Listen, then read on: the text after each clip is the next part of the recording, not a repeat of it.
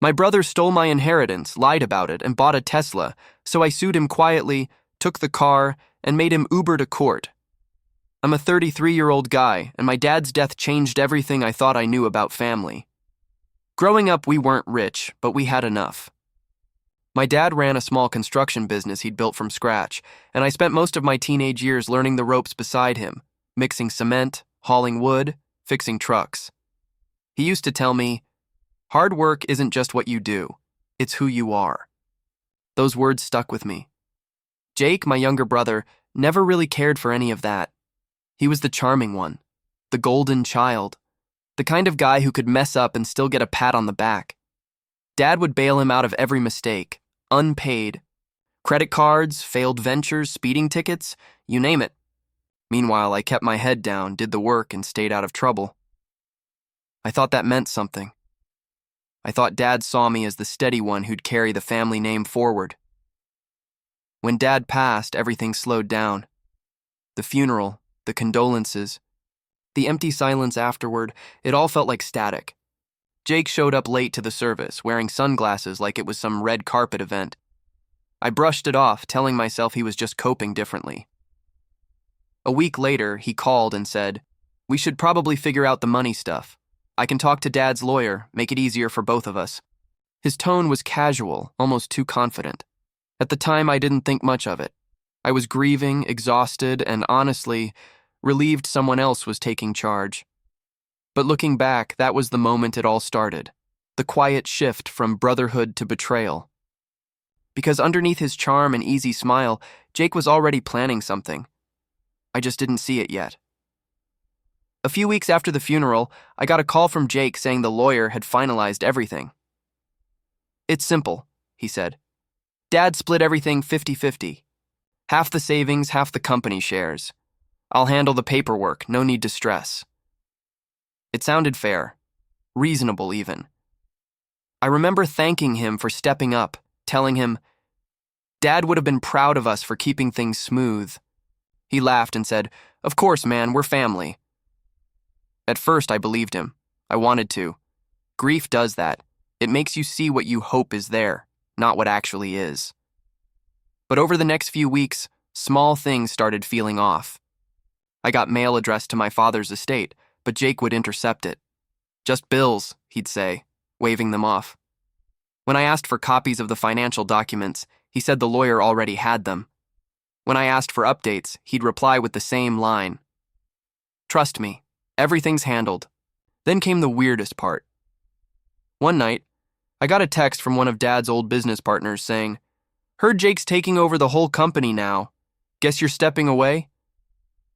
My stomach dropped. I called Jake immediately. "What's this about you taking over the company?" I asked. He chuckled. "Relax. It's just a technical thing. You said you didn't want to deal with the paperwork, remember?" I never said I didn't want my share. "Bro, it's just formality. You'll get your part when the account's clear. Chill."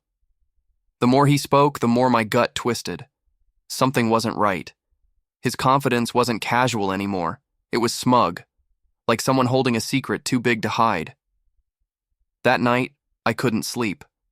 I kept replaying Dad's words, "Hard work is who you are." But what if trust was my weakness? Something told me Jake wasn't handling anything for me. He was handling it against me. The next morning, I drove straight to Dad's lawyer's office. I didn't tell Jake. The receptionist looked surprised when I introduced myself. "Oh, you're the older son," she said. "We haven't heard from you since the transfer." "Transfer?" I asked. She blinked. "The estate transfer your brother filed last month." My stomach tightened. Within minutes, the lawyer pulled up the file. My hands shook as I scanned the documents. There it was, my signature on a mutual inheritance agreement, supposedly granting Jake authority over all assets and accounts. Only I never signed that paper. "He said you both came in together," the lawyer said hesitantly. "You even thanked him for handling the finances." I felt cold all over. My mind raced. How could Jake forge my signature? How could the lawyer not notice? I left the office in a blur, my heart pounding in my throat. That night, I confronted Jake. He was lounging on his couch, gaming like nothing had happened. "You forged my signature," I said flatly. He smirked, not even pausing the game. "Don't start drama, man. It's all family money. You'll get your share eventually." "You stole from me, Jake." "Stole?" He scoffed. "Dad always said you're better off with stability. I'm the one who needs the help. I'm just doing what he would have wanted." I stood there, speechless. He wasn't even denying it. He had convinced himself he deserved it. As I walked out, I realized something painful. Jake wasn't just greedy. He genuinely believed I owed him for being responsible. He thought my success was unfair. That night, I sat in my car outside his apartment, gripping the steering wheel until my knuckles turned white. I wasn't sure what hurt more, the money, or the fact that my own brother looked me in the eye and didn't feel a single ounce of guilt. That was the moment I stopped hoping he'd do the right thing. I decided I'd have to make him. 2 months later, I thought maybe Jake would finally feel guilty. Maybe he'd fix things quietly, or at least reach out. But instead, he pulled into Mom's driveway driving a brand new shiny Tesla, midnight blue, spotless, with the windows tinted like a celebrity's car. Everyone stared as the engine purred into silence. "Guess who's finally made it?" he said, stepping out with his usual grin. Mom clapped her hands. "Jake, oh my God, it's beautiful!" Even our cousins crowded around him like he'd just cured cancer. I stood by the porch, trying to swallow the mix of shock and fury rising in my chest. I asked, "How'd you afford that?" He shot me a smirk. "Good investments. You wouldn't understand." I wanted to shout that his good investment was my inheritance, that I'd been paying rent on time while he'd been buying cars with stolen money. But Mom was there, her eyes full of pride, saying, "See, you could learn a thing or two from your brother. He knows how to move forward." That line broke something inside me. I'd spent my whole life being the responsible one, working, saving, building a future, while Jake floated through chaos and now he was the one being celebrated. Later that night, I overheard him bragging to one of our uncles, laughing about how money finds the right hands eventually. His tone was smug, loud, deliberate. I could feel my fists tighten. I walked out before I said something I couldn't take back. The night air was heavy, the smell of barbecue smoke still hanging around. My father's old truck sat in the corner of the driveway, rusted, loyal, and silent. I ran my hand over its hood and whispered, "He wouldn't have been proud of this." That was the first night I stopped feeling like Jake's brother and started thinking like his enemy. After that barbecue, I couldn't focus on anything. Every time I saw that Tesla on social media, glistening in his driveway, it felt like a slap in the face. Jake was living off my father's hard work, and mine, while I could barely sleep. I stopped talking to him completely, but silence wasn't enough. I needed proof. Something solid that would cut through his lies. I started small. I called the lawyer again, pretending to need a copy for my accountant. When the documents arrived, I spread them across my kitchen table, highlighting every line with Dad's signature, every transaction Jake had initiated. My gut sank as I traced the money trail. He'd moved everything from Dad's business account into a private fund weeks before the inheritance was finalized. That night, I reached out to one of Dad's old coworkers, Bill, who used to manage payroll. "Hey, did Jake ever mention anything about company funds after Dad passed?" I asked. There was a long pause before Bill sighed. "He said your dad wanted him to handle things his way." I knew it didn't sound right. That was the confirmation I needed. I wasn't crazy. I hired a private investigator the next day. The guy was quiet, methodical, the kind who didn't ask too many questions. Within a week, he called. "You were right," he said.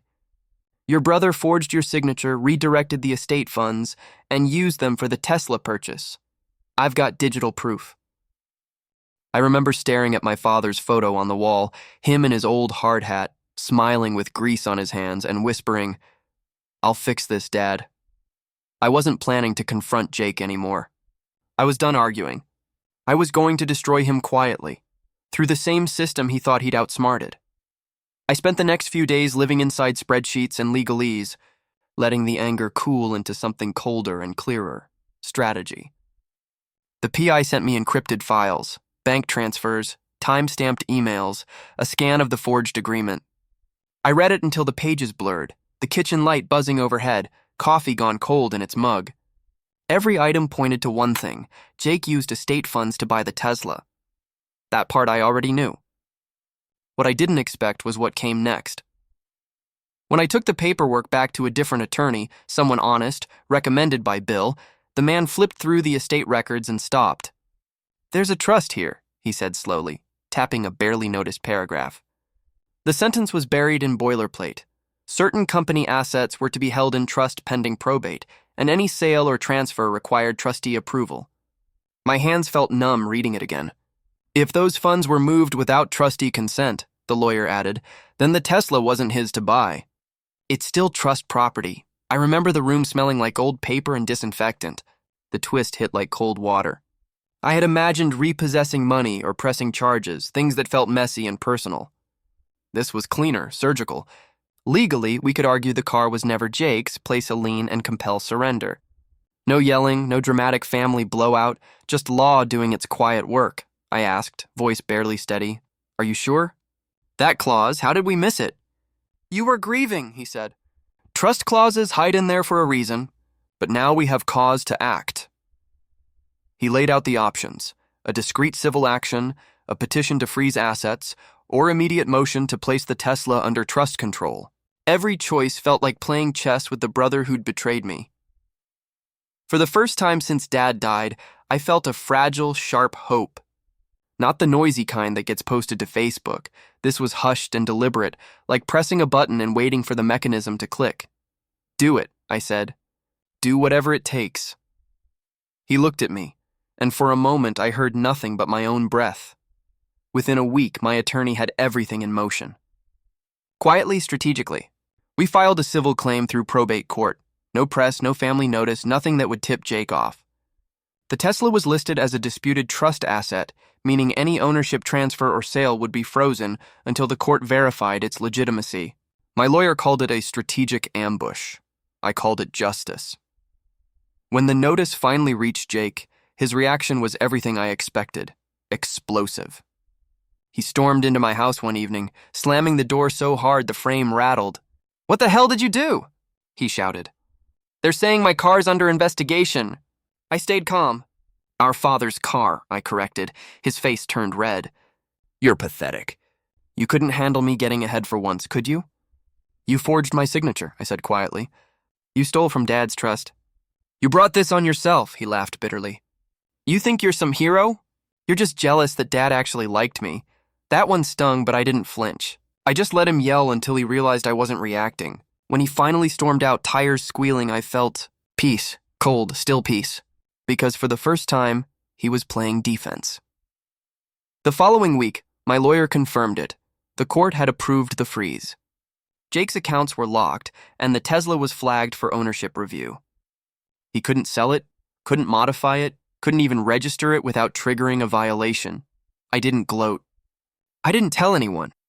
I just went back to work, the same way Dad used to when problems hit. Head down, steady, patient. Jake, meanwhile, was unraveling. Family started calling me saying, "Your brother's panicking. What's going on?" I simply said, "Just tell him to talk to his lawyer." The chessboard was set, and for once, Jake wasn't the player. He was the piece being moved. By the next month, the whispers had begun. It started with a cousin texting, "Jake says you're suing him over a car." "That true?" Then Mom called, her voice sharp and tired. "Why are you doing this?" she asked. "He's your brother. Your father would be heartbroken." I sat in silence for a moment, gripping the phone so tight my knuckles ached. "Mom," I said, "he forged my signature. He stole from me. From Dad." "He told us that was a misunderstanding," she interrupted quickly, her tone rising. "He said you were angry and twisting things. He's your family, you can't take him to court." I wanted to scream, but instead I said, "I didn't take him to court, Mom. His actions did." She hung up without another word. Over the next few days, I became the villain in my own family. My aunts called me selfish, my cousins sent passive-aggressive messages about money tearing. Families apart. Jake had everyone fooled, posting photos of himself looking stressed and betrayed, captioned with quotes about loyalty. People flooded his comments with sympathy. Meanwhile, I was losing sleep, working late nights, eating cold takeout while reviewing case files under dim kitchen light. The silence in my apartment felt heavier every night. I started wondering if I'd made a mistake. Was I really fighting for justice or just revenge? Then one evening, Mom showed up at my door. Her eyes were red. "You've always been the problem," she said softly. "Jake might have lied, but at least he's trying to move on. You hold grudges." I didn't argue. I just let her words hit me, hollow and sharp. When she left, I sat on the couch staring at the wall, realizing I'd officially lost my family's trust. Jake had taken everything: money, reputation, even my mother's belief in me. That night, for the first time, I broke down. Not out of anger, but exhaustion, because justice was lonely, and I hadn't hit bottom yet. The court date arrived on a gray Thursday morning. I sat outside the courtroom, suit pressed, hands trembling slightly as I held the file, hundreds of pages of evidence, each one a piece of Jake's lies. The air smelled like stale coffee and disinfectant. My lawyer sat beside me, calm as ever, whispering, "Just tell the truth.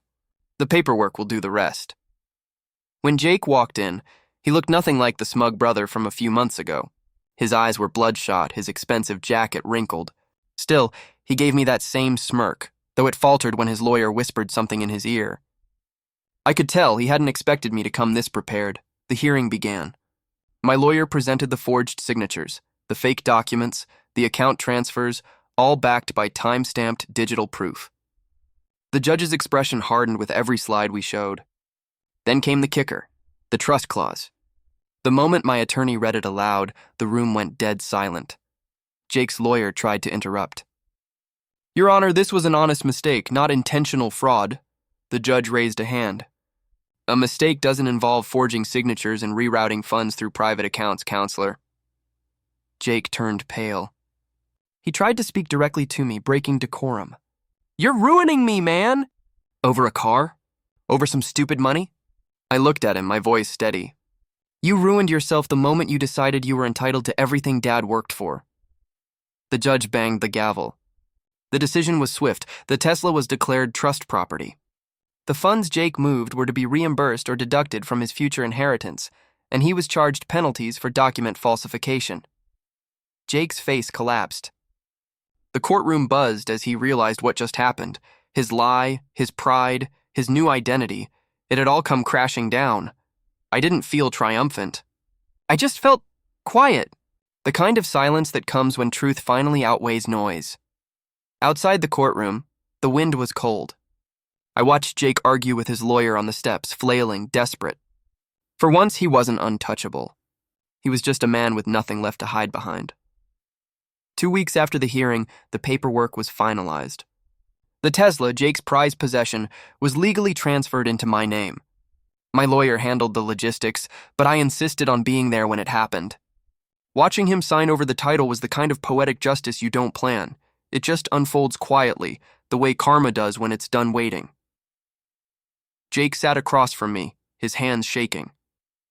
"You really think this makes you better than me?" he asked. I looked at him, calm.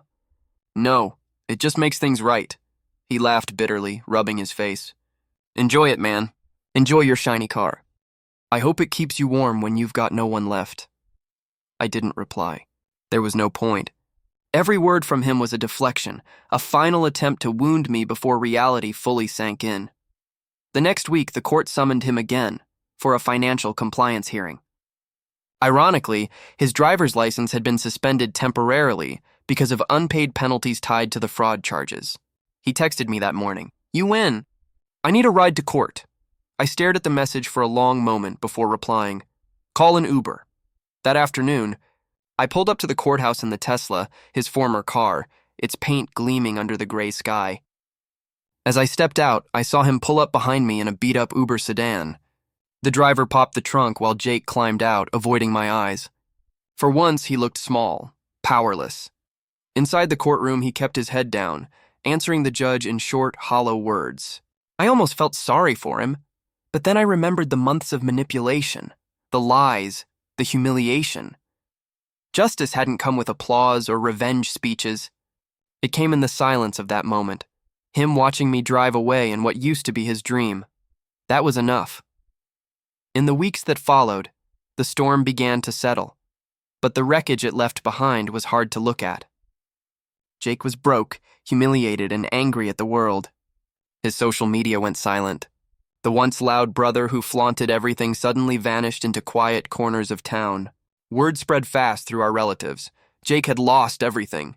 They whispered like it was gossip, not consequence. Mom eventually called.